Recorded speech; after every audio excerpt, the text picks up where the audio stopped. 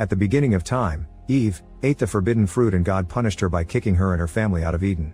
Sometime later Eva's son Cain killed his brother Abel and escaped to the east, where he was protected by fallen angels known as the Watchers. Eventually Cain's descendants were also helped by the Watchers and together they built the industrial civilization. Their cities spread evil around the world, and only Seth's descendants could protect what was left. Many years later, a man known as Lamech is doing a special ritual to pass the responsibility of protecting humanity to Noah, who is his son and also Seth's last descendant. He starts by wrapping snakeskin around his arm, but before they can finish the ritual, they hear an alert warning them of an upcoming army. Noah immediately hides while Lamech approaches the army and learns that their leader wants to mine a special mineral known as tsohar. When Lamech refuses, the leader responds by slapping him, saying that his city is starving and that his army will take what they want to survive. Then he rips off the snakeskin from Lamech's arm and kills him, causing Noah to run away. Decades later, Noah is now a proud family man. One day he's out gathering with his sons Ham and Shem when suddenly a drop falls from the sky and as soon as it hits the ground, it grows into a flower. Taking this as a sign, Noah gathers his sons to leave, but they stop when they see a creature scurrying away. Very slowly, Noah approaches it and finds a broken spear in its stomach that causes the animal to die. At that moment the poachers that attack the animal surround him, so Noah removes the spear from the creature and uses it to stab one of them. He then steals that poacher's spear and proceeds to fight the other guys, exchanging a few hits before killing them one by one.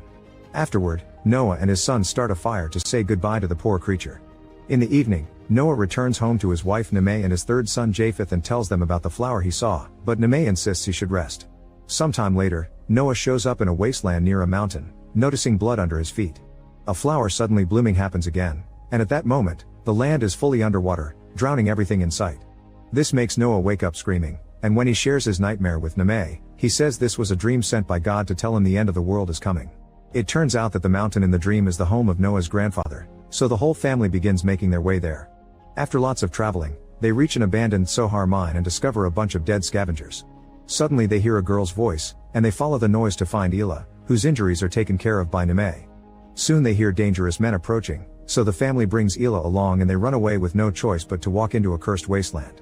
Most of the men are scared and stop running, but a few of them still chase them so Noah stays to fight them while his family escapes. However, the rocks suddenly start moving and they knock Noah out. He wakes up moments later and discovers he and his family have been left in a chasm. Then they're approached by the rocks who turn out to be the Watchers, who recognize Noah as Seth's descendant, causing Semyaza to scold his friend Og for not killing the family because men betrayed God. Noah tells them that God sent them but Semyaza doesn't believe him and the Watchers leave. When night falls, Lamech puts Elah to sleep and points out that her wound won't let her have children. At that moment Noah hears a noise. It's Og, who begins guiding them out of the cams as he tells them the whole story. The Watchers were made of light, but when they chose to help mankind, as they share some tea, Methuselah explains that his own father had already predicted that God would destroy the world if men continued their ways, and that's the same prophecy Noah is seeing in his dreams now. Methuselah wonders if Noah believes that the destruction can be averted, and Noah says that the world will die by water but that he also saw new life, so he thinks there's more to the message. After Methuselah agrees, Noah realizes that his grandfather put something in the tea as he suddenly finds himself alone in the cave, which begins filling with water. A large structure appears before him and Noah watches how a herd of animals start swimming towards it. A light takes over the vision and causes Noah to wake up, so Methuselah asks what he saw. Noah concludes that the water is meant to cleanse them so God can start again. He's now sure that they can survive the flood, so Methuselah gives him a seed from the Garden of Eden. Afterward Noah returns to his family and tells them that humanity will be punished but they were chosen to save the animals, who are innocent. Then he proceeds to plant the seed from Eden as he finally realizes that he must build the ark from his dream to survive the flood. The next morning Noah finds Og getting dragged away by the Watchers, who call him a traitor. Noah begs the Watchers for their help, but Semyaza points out that last time they lost everything for helping men. When Noah keeps on insisting, Semyaza gets ready to hit him, but at that moment water begins coming out from the spot with the seed. This water spreads all over the place and helps plants sprout, bringing life back to the wasteland in the form of beautiful tall trees. Seeing this as a sign, the Watchers finally accept to help Noah build the ark. Years begin to pass and the water travels across the land to reach the animals, who drink it and immediately go to where Noah's family and the Watchers are building the ark with lots of hard work. The kids are now adults and Shem and Elah are in a relationship. One afternoon they're spending some time in private sharing some kisses, and Shem tries to kiss Ilah's wound. However, she hates it because it still hurts. Shem also notices him spying on them, jealous because he doesn't have anyone. Suddenly tons of birds begin flying toward the ark, so the couple goes back and finds Japheth telling Noah about the birds. Noah sees this as a sign that the storm will begin soon. Afterward, the birds fly into the ark, settling down on the perches made for them. Since they're quite loud, Lamech The kids are now adults and Shem and Elah are in a relationship. One afternoon they're spending some time in private sharing some kisses, and Shem tries to kiss Ilah's wound. However, she hates it because it still hurts. Shem also notices him spying on them, jealous because he doesn't have anyone. Suddenly tons of birds begin flying toward the ark, so the couple goes back and finds Japheth telling Noah about the birds. Noah sees this as a sign that the storm will begin soon. Afterward, the birds fly into the ark, settling down on the perches made for them. Since they're quite loud, Lamech burns some herbs to put them to sleep with the smoke. Noah explains to Japheth that each animal came in pairs of a male and a female, and after the storm, they'll repopulate the world. Ham hears this and later approaches Noah to point out that everyone has a partner beside him in Japheth, but Noah assures him that God will send everything they'll need. Soon also the snakes come and Japheth is scared, but Noah reminds him no animal shall be left behind. Sometime later, Ham is in the woods when he suddenly notices some women walking by. When he tries to follow them, a man shows up and tries to attack him, but thankfully a second man appears and kills the first one before Ham can get hurt. This man introduces himself as King Tubal-Cain, which causes Ham to point out that there are no kings in God's garden. Tubal-Cain laughs at that, and when he notices Ham staring at his war hammer, he offers it to him. Then Ham takes Tubal-Cain and his people to the ark, but Tubal-Cain stops him from going to his father, calling him his best soldier. Noah cuts in and reminds him that his son isn't Tubal-Cain's, so he makes him return the weapon and go to his family.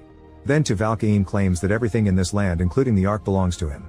When Noah argues that the ark was built to protect the innocent from God's cleansing, Tubal-Cain insists that God has long abandoned them and that his army will take what they want to survive. Recognizing his words, Noah realizes that this is the man who killed his father and immediately announces that he's the son of Seth, so the watchers rise to protect him. Tubal-Cain's men are terrified, but Tubal-Cain isn't bothered and tells Noah that if God does try to wipe them out, he will return with legions to take the ark. After they leave, Tubal-Cain orders his men to make more weapons and warriors to fight the watchers.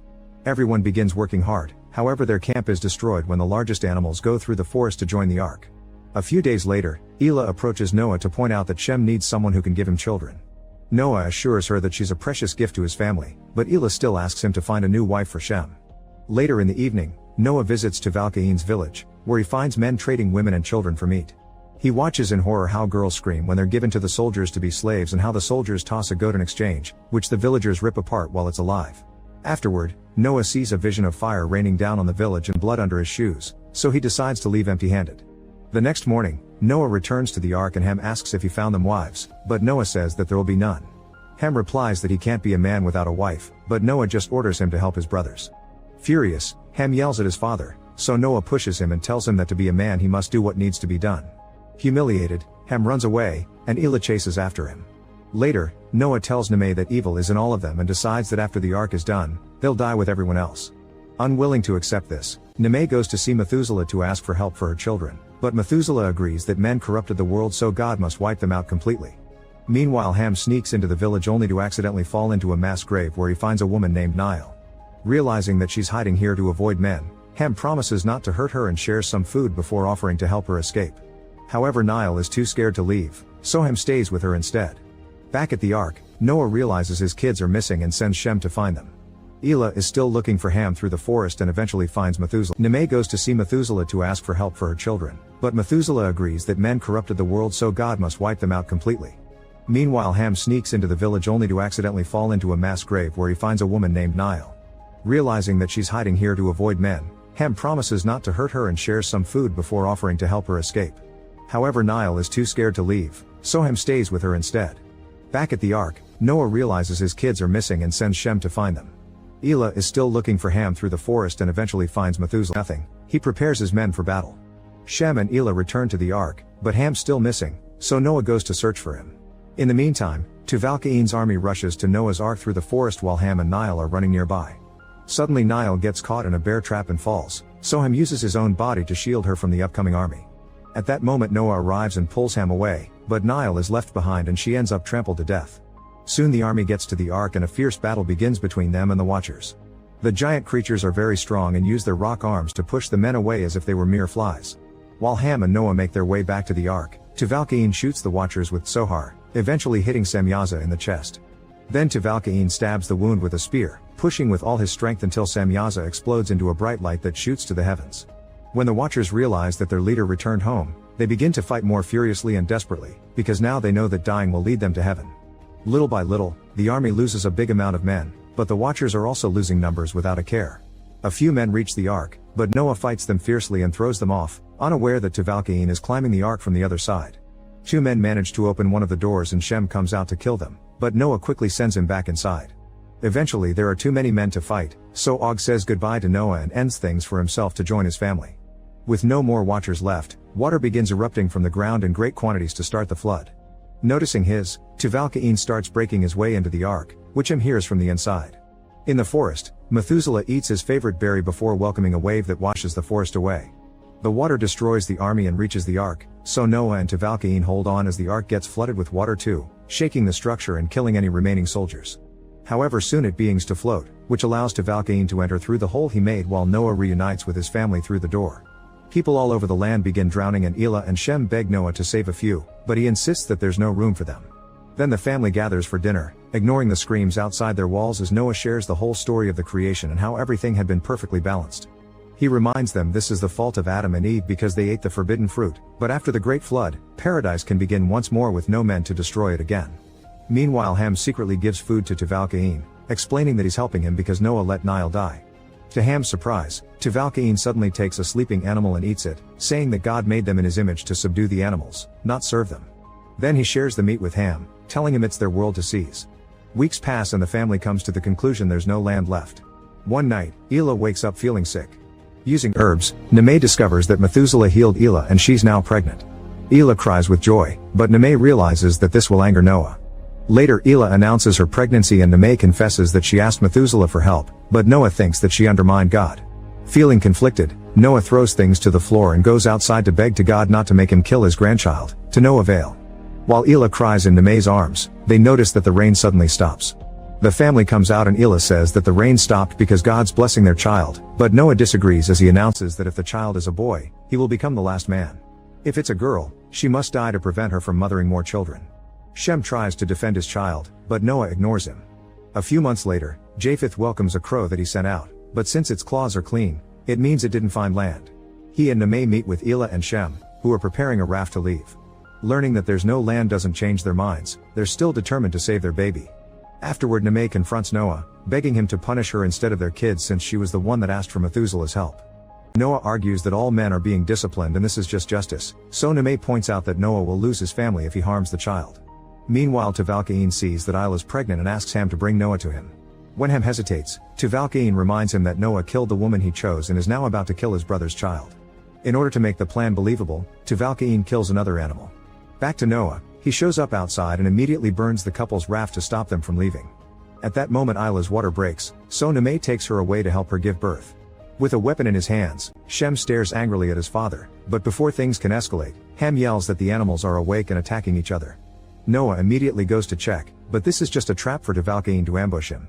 The 2 men begin fighting while Ham watches, feeling conflicted over whom he should be loyal to. Blood is spilled on Ham's face as the men viciously attack each other, but Noah eventually gets the upper hand and grabs Tubal-Cain by his neck. Meanwhile Elah gives birth to a healthy baby yet she continues to scream in pain. It turns out she's having twins. When the second baby comes out, Lamech announces that both babies are girls. Hearing this, Shem promises Elah that Noah won't harm their daughters and leaves. Back to the fight, Tubal-Cain bites Noah's hand, freeing himself before knocking Noah down. However, the ark suddenly crashes into the top of a mountain, throwing everyone back. Then Noah finds Tubal-Cain holding onto the broken floor, so he moves to finish him. At that moment, Shem attacks his father, determined to keep him away from his children. Tubal-Cain uses this opportunity to climb back up and knock Shem down, claiming that Noah is his. Then Tubal-Cain corners Noah, but as announces that he'll build the new world in his image, Ham suddenly stabs him. Before falling dead, Tubal-Cain grabs Ham and gives him Lamech's snakeskin, saying that he's now a man for taking a life. At that moment Noah rises, convinced that these events were part of God's plans. When Ham reminds him that Nile was innocent, Noah reconsiders for a moment before going to see his grandchildren. Lamech tries to stop him, revealing that Elah gave birth to twins and reminding him that God sent them what they need. Noah ignores her and corners Elah, who begs him to let her calm her crying daughters. He lets her sing a lullaby and once the babies fall asleep, Noah tells Elah to leave, but she insists on holding them until their last breaths. Then Noah lifts his blade but in the end, he kisses their foreheads instead. While Elah cries, Noah drops his knife, deciding not to kill his grandchildren. Shem finds them and holds his family while a dove with an olive branch flies over them, announcing that land has been found. A few weeks later, Noah has exiled himself to a cave, keeping himself busy by making wine from fruit and drinking himself silly. Nearby, Ham watches Shem build a home for his new family while Elah tends to their children. He then goes to visit his father, only to find him unconscious on the shore. Shem and Japheth arrive and help Noah up, but Ham merely tosses him a bag and leaves them for good. On his way out, Ham is found by Elah and he explains that he doesn't belong with them. After Ham leaves, Noah meets with Elah.